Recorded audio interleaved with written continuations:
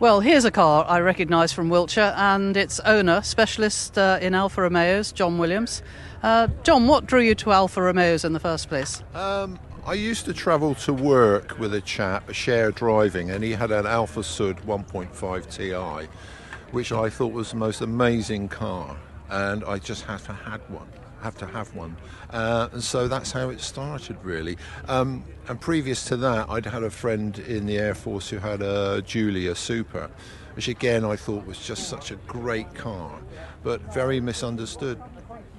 Of course, the name Alfetta, literally translated, is Little Alfa, but whilst your car isn't very big, but the original Alfetta, back in the 30s, was perhaps the most successful Grand Prix car. It was. And it was an amazing, driven by Nuvolari. And in fact, on one occasion, I believe it was in 1935, when Hitler was trying to dominate motorsport and the rest of the world, and his plans were that the Mercedes and auto unions were bound to win. And Nuvolari came along with an Alfa Romeo and won the Grand Prix, only to find out that Hitler had not organised an Italian national anthem because he was so sure. No, most amazing race. And just the man was incredible, Nuvolari. And of course, here we are in the Nuvolari paddock at Brooklands, which is fabulous. You're absolutely right. There are so many beautiful cars here. But your plans with Alfa, I mean, you are a specialist, but... Yes, I do specialise in Alfa Romeos. I restore them, maintain them for people, and I find cars, quite rare Alfa Romeos, for people from all over the world. So, John, these cars came into the Alfetta in the 70s. Tell us about the history of them.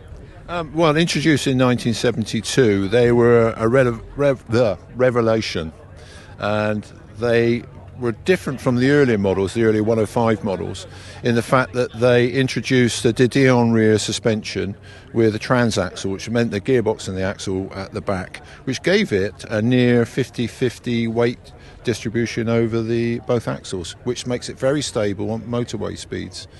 Lovely. And they were very lightweight in the early cars before they started in the late 70s, early 80s, becoming, with all the sort of federal kit put on them, became a lot heavier. But no, they're very, very lightweight, and the 1.6 is surprisingly sprightly, actually, for such a big car at the time. But of course, nowadays this isn't such a big car compared to modern cars. How long have you actually owned this car? I've owned this about 3 years. It was imported from Italy by a couple of chaps I know, and it was sat in a corner of their garage, a little bit unloved, and I took it on and bought it, and it sat in my garage for a couple of years, a little bit unloved, because I was too busy to get the car going properly. But I decided to bite the bullet late last year, and got it going, got it tuned, got it fixed up, and just UK registered at the beginning of this year. The engine in this car, just tell us a little bit about it if we have a look inside. Yeah, sure.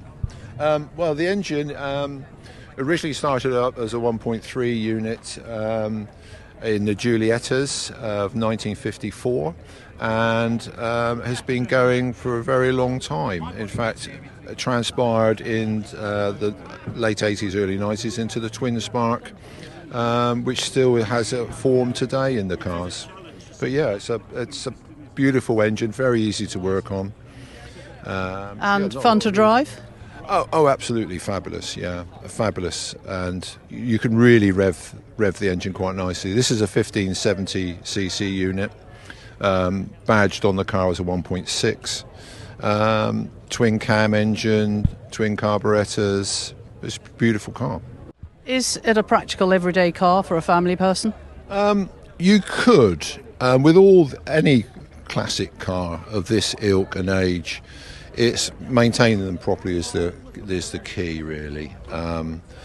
They need a little bit more care and a little bit more lifting the bonnet in the mornings just to check a few things, rather than the modern car where a lot of people rely on the warning light to tell them to fill up with oil or do their tyre pressure. So the only warning you get is nasty noises, so you've got to prevent that. Yeah, well, there are warning lights for oil pressure, etc. But yeah, basically, your levels need checking, your tyres need checking, and there's no sort of indicators on there. On reliability, I mean, some people would say that Alfas are not reliable or they might rust and so on. But what's your view on that, having worked on so many of them? My view on that is I've owned probably over the years, because I was dealing with 250, 300 cars. I've never had a rusty one, and I've been with several cars to Italy and never broken down.